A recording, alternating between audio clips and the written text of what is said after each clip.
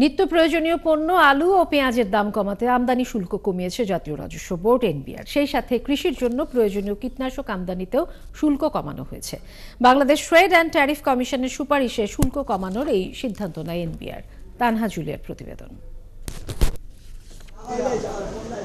মূল্যস্ফীতি নিয়ন্ত্রণ ও বাজারে পণ্যের সরবরাহ স্বাভাবিক রাখতে পেঁয়াজ, আলু এবং কীটনাশকে শুল্ক কমিয়েছে জাতীয় রাজস্ব বোর্ড। আলুর আমদানি শুল্ক কমিয়ে 15% করার পাশাপাশি 3% নিয়ন্ত্রণমূলক শুল্ক তুলে নেওয়া হয়েছে।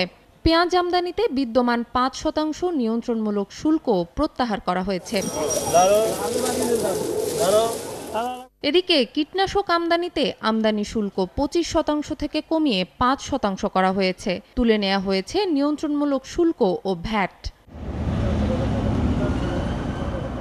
এনবিআর জানায়, আলু ও পেঁয়াজের মোট চাহিদার সিংহভাগ মেটানো হয় অভ্যন্তরীণ উৎপাদনের মাধ্যমে। আমদানি শুল্ক কম থাকলে দেশীয় উৎপাদনের ওপর চাপও কম পড়ে। এ কারণে কৃষকদের আলু ও পেঁয়াজ উৎপাদনে উৎসাহিত করতে আগামী 30 নভেম্বর পর্যন্ত শুল্ক হ্রাসের এই সুবিধা বহাল থাকবে বলে জানায় এনবিআর।